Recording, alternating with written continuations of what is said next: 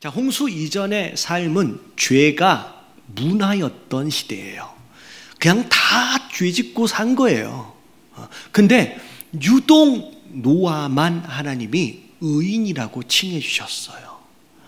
여러분, 죄가 문화였던 시대 그 세상 안에서 여러분 의인으로 살아간다는 건 쉬운 게 아니죠. 아마 유별나단 얘기를 들었을 거예요. 야, 너만 하나님 믿냐? 라는 식의 이야기도 들을 거예요.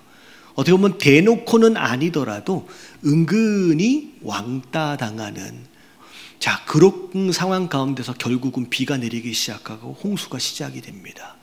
물론 방주를 짓는 동안에 괴롭힘을 당하고 왕따를 당하는 상황 가운데 밉기도 했겠지만 세상 사람들이, 자, 홍수가 시작되고 문이 닫힌 가운데 바깥에서 홍수로 인하여 죽어가는 소리가 들려요. 내가 방주를 짓고 있는 동안에 내가 그들을 설득해서 한 명이라도 태워가지고 내가 한 생명이라도 더 구원했어야 하는 거 아닌가라고 하는 미련과 죄책감이 노아의 마음을 막 사로잡았을 거예요. 더군다나 노아의 가족들로 인하여 새로운 인류를 시작하시겠대요.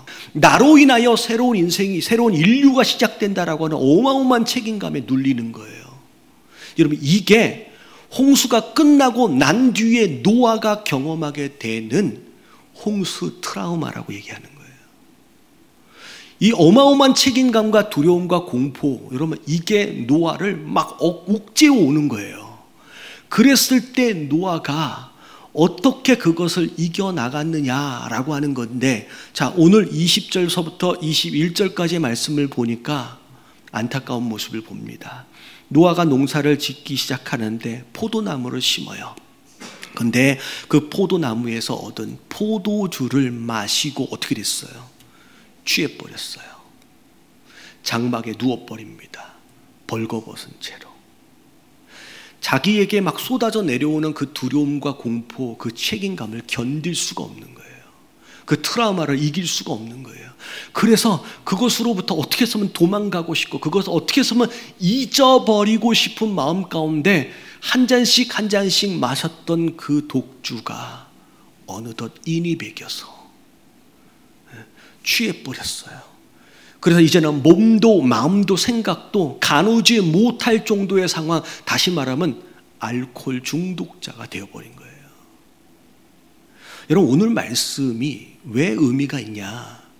여러분, 노아의 상황까지는 아니더라도 우리가 인생을 살아가다 보면 과거의 어떤 아픔이나 큰 충격이나 슬픔으로 인하여 마음 가운데 원치 않는 두려움, 원치 않는 트라우마로 현재를 고통받으며 살아가는 인생들이 많다라는 거예요.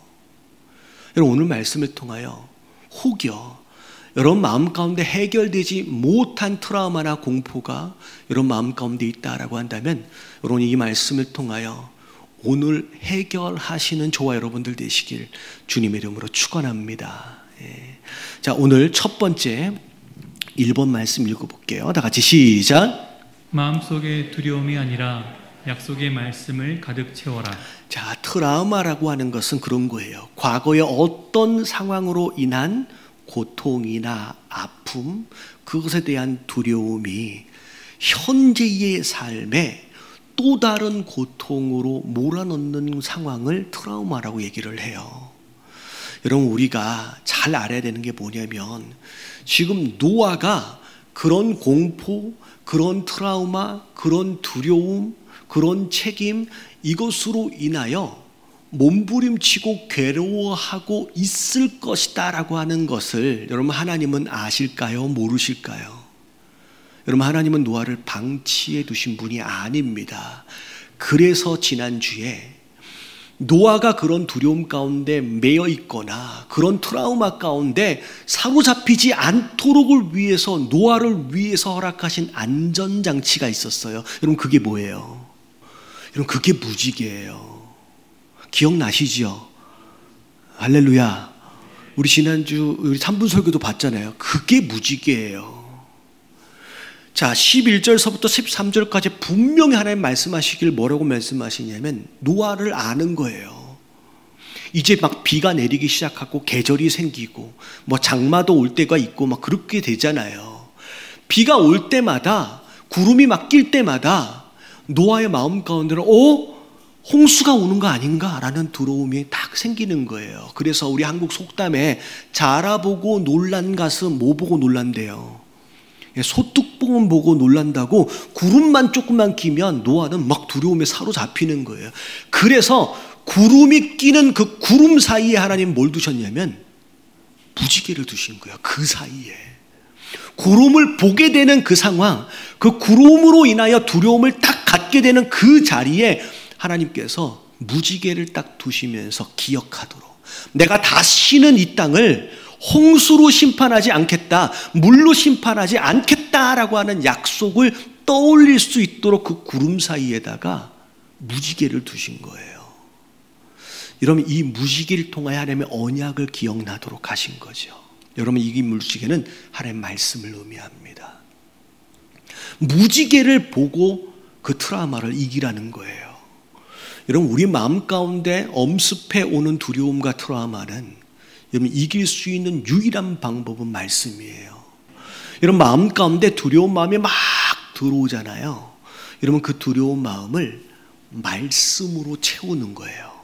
그래서 이 말씀이 마음 가운데 채워지는 과정을 통하여 들어와 있는 이 두려움을 몰아내는 겁니다. 여러분, 이게 굉장히 중요해요. 자, 전에 말씀을 이런 예를 들어드린 적이 있어요. 이 컵에, 빈 컵이라고 생각해 보세요. 이 안에 공기가 가득 채워져 있잖아요. 빈 컵이면 이 안에 공기를 빼내는 방법이라고 생각을 해보세요. 여러분, 이 안에 있는 공기를 빼내는 것은 쉬운 일이 아니에요. 이 안을 진공 상태로 만든다라고 하는 것은 결단코 쉬운 일이 아닙니다. 아마도 진공 상태로 만들려고 안에 있는 공기를 빼다가 아마 이 컵이 깨져버릴 수 있을 거예요. 다시 말하면 우리 안에 있는 두려운 마음을 끄집어내는 건 쉬운 일이 아니에요. 여러분, 오히려 그러려다가 우리가 망가질 수 있어요. 우리 마음이 망가질 수 있어요. 근데 이 안에 있는 공기를 빼내는 가장 쉬운 방법은 공기가 아닌 다른 무엇인가를 부어버리면 돼요. 지금 채워져 있는 것처럼 물을 부어버리면 공기는 의도적으로 빼려는 노력이 필요 없이 자연스럽게 그냥 빠져나가게 돼 있어요. 마찬가지, 우리 마음도 마찬가지예요. 이미 들어와 있는 두려운 마음을 여러분 빼려는 노력은요, 여러분 쉽지 않아요. 근데 우리 마음 가운데 여러분 하나님의 말씀을요 집어넣으면요, 집어넣어서 채워진 것만큼 두려운 마음들은 밀려나가게 돼 있어요. 여러분, 더 이상 두려운 마음이 자리를 잡을 곳이 없게끔 여러분 말씀으로 가득 채워버리시는 저와 여러분들 되시길 주님의 이름으로 축원합니다. 자, 그리고 두 번째, 트라우마를 이기는 두 번째 방법, 자 2번 같이 한번 읽어볼게요. 시작. 과거가 아니라 현재에 집중하라.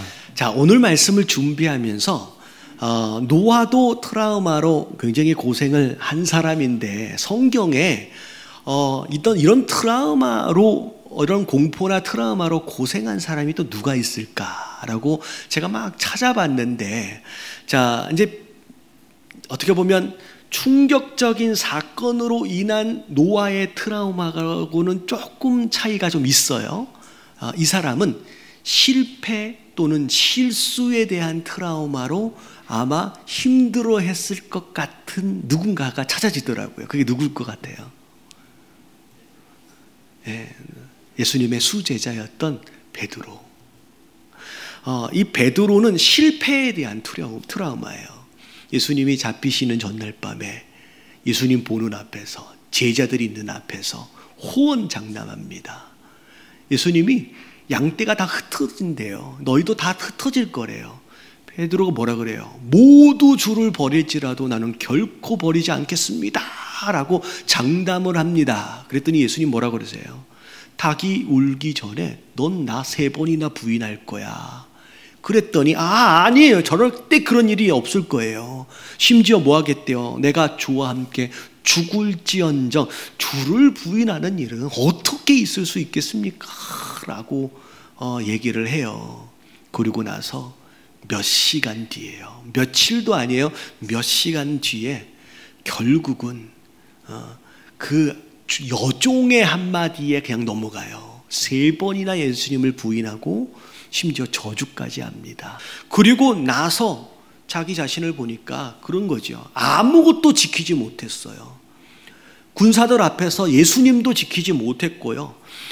제자로서의 양심도 책임도 지키지 못했고, 수제자로서 기본적인 자존심도 지키지 못했어요. 다 잃어버린 상황 가운데서 실패에 대한 두려움과 죄책감, 패배감에 사로잡힙니다.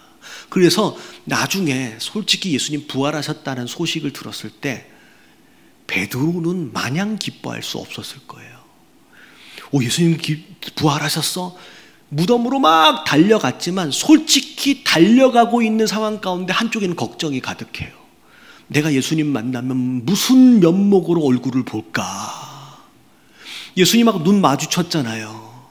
부활하신 예수님을 내가 무슨 낯으로 뵐까? 솔직히 걱정, 근심에 쌓여서 갔을 거예요. 나중에 닫혀있는 다락방 안에 예수님 들어오셔서 제자들 다 만나 주셨음에도 불구하고 그 이후에 베드로는 다른 제자들과 함께 갈릴리로 가서 고기 잡습니다. 예수님 부활했으니까, 내가 수제자니까 이제 뭐 해야 되는 거 아니야 라고 뭔가 의욕적으로 수제자로서 뭔가를 해보려고 하는 마음이 아니라 나 같은 놈이 이제 뭘 하겠어 라고 하는 마음에 사로잡혀서 그냥 갈릴리 원래 고기 잡던 그 장소로 그냥 가버리는 거예요. 한심한 나 같은 놈이. 근데 거기에 예수님 찾아가세요. 예수님 찾아가셔서 베드로에게 말 걸어 주시는데 그 장면이 요한복음 21장 15절서부터 17절까지 나와요. 예수님 베드로에게 묻습니다. 뭐라고 물으세요? 요한의 아들 시몬아, 네가 이 사람들보다 나를 더 사랑하느냐? 한 번만 물으시는 게 아니에요. 또 물어보세요. 요한의 아들 시몬아, 네가 나를 사랑하느냐? 그런데요, 내가 정말로 사랑하는데요. 17절에 요한의 아들 시몬아, 네가 나를 사랑하느냐? 라고 물어보는데 여러분, 베드로 마음 가운데는 그때가 자꾸 생각이 나요. 사랑한다 하냐고 묻기는 하시는데, 사랑한다라고 얘기는 하고 있는데 며칠 전에 예수님을 부인했던 자기의 모습이 자꾸 떠오르는데 자꾸 그게 마음에 걸리는 거예요. 그래서 3번째 질문했을 때는 베드로가 근심하여 주님 모든 것을 아시오매 라고 얘기하는 거예요. 근데 이 예수님 질문에 굉장히 중요한 내용이 있어요. 예수님의 질문 안에는 그 어떤 것도 과거에 대한 내용이 없어요. 야, 너는 나를 3년이나 넘게 따라다녔는데 네가 나한테 이럴 수 있느냐? 그리고 솔직히 몇 시간 전에 나한테 호언장담했지 않느냐? 아무도 다 떠나도 나는 안 버린다고, 나 죽을 때까지 따라간다고 얘기했지 않느냐라고 예수님이 지나간 과거에 대해서, 베드로에 대해서 단 한마디도 언급하지 않으십니다. 예수님의 관심은 과거가 아니에요. 자, 어디에 있어요? 현재예요. 네가 무슨 부인을 했든 무슨 저주를 했든 이미 지나갔다는 거예요. 이미 과거라는 거예요. 내가 너한테 지금 관심이 있는 건 뭐냐면 네가 지금 나를 사랑하느냐는 거예요. 네가 지금 나를 누구보다도 사랑하느냐라는 거죠. 여러분, 예수님의 관심은 현재입니다. 여러분, 여기에 우리가 주목해야 돼요. 여러분, 우리가 과거의 트라우마에서 헤어나올 수 있는 방법은, 여러분, 더 이상 과거가 우리의 삶을 여러분 끌어가지 못하도록, 얽어매지 않도록 우리 거기서부터 자유로워야 돼요. 여러분, 우리가 예수님 말씀하신 것처럼 여러분 현재에 집중하시게 되길 주님의 이름으로 축원합니다. 내가 지금 주님과 어떤 관계에 있느냐, 지금이 중요해요. 과거에 어떤 실수를 했든 어떤 실패를 했든 상관하지 않으시겠다라고 예수님 말씀하시는 거예요. 여러분, 지나간 과거로 인하여 여러분 현재의 소중한 삶을 망치지 마시게 되길 주님의 이름으로 축원합니다. 자, 마지막 세 번째입니다. 같이 한번 읽어볼게요. 시작. 생존이 아니라 사명에 충성을 다하라. 자, 좀 전에 예수님의 말씀을 다시 한번 보면 과거가 아니라 현재에 집중하는 거예요. 근데 예수님의 질문에 두 번째 중요한 가치가 있어요. 자, 사랑하느냐라고 물어보신 다음에 그 다음에 뭐라고 말씀하시는지를 보면 사랑한다라고 대답하는 베드로에게 내 어린 양을 먹이라 라고 말씀하세요. 다시 말하면 사랑한다라고 대답하는 베드로에게 과거에 대해서 내가 용서해 줄게, 이제는 잊어버려 라는 말씀이 아니라 내 어린 양을 치라라고 말씀하세요. 이걸 3번이나 반복해서 말씀하십니다. 내 양을 치라, 내 양을 먹이라 라고.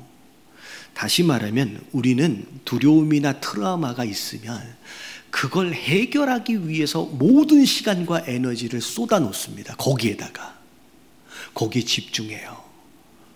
근데 예수님의 방법은 뭐냐면 과거에 대해서 내가 용서해 줄게, 잊어버려 라고가 아니라 미래를 위해서 해야 할 일을 맡기시는 거예요.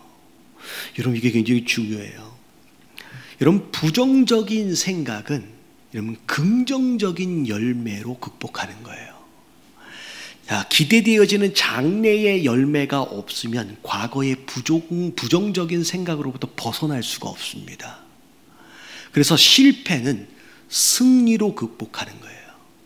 과거의 작은 승리를 하나님이 허락하시는 큰 승리로 쓸어버리는 거예요. 여러분, 이게 굉장히 중요한 방법입니다. 자, 성경의 인물들 가운데 트라우마로 또 고생했던 누군가의 이야기를 생각을 해보면 여호수아가 있어요. 성경 가운데 강하고 담대하라, 두려워하지 말라는 말을 제일 많이 들은 사람이 여호수아예요. 여러분, 왜 두려워하지 말라는 이야기를 왜 하셨을 것 같아요? 몇 차례 합니다. 여호수아서 앞에를 보면 이걸 몇 차례나 해요. 여러분, 이게 뭐냐면 여호수아가 가지고 있는 트라우마예요. 그 두려움에 대한 트라우마를 벗어나지 못하니까 내가 너에게 명한 것이 아니냐라고 말씀하시면서 그 두려움을 이기기를 요청하시는 거예요. 명령하시는 거예요. 여러분, 여호수아가 가졌던 트라우마는 두 가지 트라우마가 있습니다. 첫 번째는 자기가 이제 인도해에 가야 할 이스라엘 백성에 대한 트라우마예요. 왜냐하면 이 백성은 그야말로 목이 고든 백성, 진짜 하나님을 대면하고 얼굴의 광채로 인하여 쳐다보지도 못할 정도의 영적인 능력을 가진 모세까지도 마음에 안 들면 돌로 쳐서 죽이려고까지 했어요. 여러분, 이스라엘 백성들은 만만한 백성이 아닙니다. 그 모세에 비하여 볼 때에 자기 여호수아는 하찮아요. 별 볼 일 없는 모세의 시종이었잖아요. 그걸 생각할 때 이 백성을 내가 어떻게 인도해 갈까? 어느 순간 이 백성이 돌변해가지고 자기한테 도들고 덤빌지 모르는 상황인 거예요. 여러분, 그것에 대한 두려움이에요. 내가 어떻게 이 백성을 끌고 갈까? 그리고 솔직히 이 가나안 땅에서의 마지막 전투는 갈대아 어디였죠? 가데스 바네아에서 하나님이 광야로 돌려보내겠다라고 했을 때 이스라엘 백성들이 거역하고 막 올라가잖아요. 거기서 대패를 당합니다. 솔직히 가나안 땅에서의 마지막 전투는 큰 패배로 끝났어요. 물론 그 과정, 다른 여정 가운데 승리를 거두도록 하시긴 했지만 가나안 땅은 실패로 끝났었어요. 다시 그 가나안 땅을 지금 들어가야 돼요. 이 실패에 대한 두려움과 트라우마가 여호수아에게 있는 거예요. 근데 그 두려움을 극복하도록 위해서 하나님 명령하십니다. 강하고 담대하라. 근데 중요한 게 뭐냐면 강하고 담대하라. 자, 여호수아 1장 9절입니다. 자, 내가 내게 명령한 것이 아니냐. 강하고 담대하라. 순종하라는 거예요. 두려워하지 말며 놀라지 말래요. 네가 어디로 가든지 내 하나님 여호와가 너와 함께 하느니라 라고 말씀하세요. 여러분, 이 말씀에서 우리가 주목해야 할 표현이 네가 어디로 가든지예요. 네가 어디로 가든지 내가 너와 함께 하겠대요. 여러분, 이게 중요한 이유는 뭐냐면, 동행해 주시려면 가야 할 목적지가 있어야죠. 도와주시려면 해야 할 일이 있어야죠. 반대로 얘기하면 갈 곳이 없는 자와는 동행하실 수가 없어요. 할 것이 없는 자에게는 도와줄 게 없어요. 다시 말하면 하나님의 동행하심과 하나님의 도우심을 경험하길 원하시면 내가 해야 할 일이 있어야 돼요. 그것으로 승리를 경험하고 그것으로 기쁨을 경험하고 그것으로 감사를 경험해 버리면 그 안에서 일어나는 좋은 감정들이 내 안에 남아있는 안 좋은 감정들을 밀어내기 시작하고요, 그걸 쓸어버리기 시작하는 거예요. 여러분, 이게 이기는 방법이에요. 여러분, 이기려고만, 그냥 살아남으려고만 생존하기에 급급한 신앙생활이 아니라, 여러분, 장래의 좋은 열매들로 인하여 그 기쁨과 감사로 인하여 그냥 트라우마는 그냥 있는 듯 없는 듯 싹 쓸어버리고 승리하시는 저와 여러분들 되시길 주님의 이름으로 축원합니다. 자, 정리하면 노아는 이 세 가지 방법을 통해서 트라우마를 이겼어요? 못 이겼어요? 노아는 실패했어요. 무지개를 보고서도 언약을 담아내지 못했고요. 과거에 계속 얽매인 삶을 살았고요. 그리고 사명을 제대로 감당하지 못했어요. 충성을 다하지 못했어요. 결국 어떻게 돼요? 트라우마를 잊으려고 하는 데만 노력했어요. 그래서 술에 의존합니다. 그게 삶에 인이 박혀버리는 거예요. 그걸 잊고 싶은 마음에 술 한 잔, 두 잔 마시던 게 인이 박혀서 알코올 중독자가 돼버려요. 자기 정신도 자기 몸도 가누질 못할 정도의 상황. 자, 이게 노아의 실패예요. 자, 이게 노아의 삶에 머물러 있지 않습니다. 다음 주의 말씀을 보니까 물론 함이 잘못했어요. 그런데 그래도 아들이잖아요. 그래도 그 방주를 지으려고 함께 못질을 했던 자예요.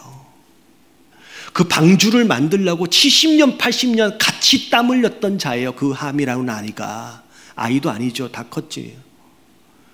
그리고 함께 1년 동안 저 칠흑 같은 방주 안에서 생존했던 자예요. 근데 그 아들을 저주해 버립니다. 함이 잘했다는 얘기 아니에요. 다음 주에 다 얘기를 할 텐데 어떻게 그 아들을 저주해 버립니까? 자기가 그 트라우마를 극복하지 못하니까 자녀들에게 저주하는 아비가 돼버려요. 좋은 걸 축복하고 좋은 걸 물려주는 아비가 아니라 저주하는 아비가 돼버리는 거예요. 그리고 그 트라우마는 그 자녀 세대에서 끝나지가 않아요. 그 후손 대대로 이어져 내려갑니다. 그래서 그 후손이 그 트라우마, 극복되지 못한 트라우마로 인하여 뭘 만들기 시작해요? 바벨탑을 만드는 거예요. 산보다 높은 탑을 만들자. 그래서 어떤 홍수가 와도 절대 우리가 죽임을 당하지 말자. 그 심판으로부터 살아남자라고 하는 의도를 가지고 바벨탑을 지어가는 거예요. 그게 노아가 해결하지 못한 트라우마로 인하여 그 자손 대대로 경험하게 되는 영향력인 거예요. 여러분, 오늘 우리 이 말씀을 통하여 내 안에 해결되지 않은 트라우마는 내 자녀들에게 이어져 내려갑니다. 내 자녀에게 축복을 이어주지 못할 망정 저주를 주는 거, 안 좋은 상황들로 이어져 내려간다는 거예요. 여러분, 오늘 말씀을 통하여 세 가지 중요한 가치를 말씀을 드렸어요. 여러분, 이기셔야 돼요. 극복하셔야 돼요. 여러분, 그래서 우리 자녀들에게 좋은 걸 물려줄 수 있는 부모님들 다 되시길 주님의 이름으로 축원합니다.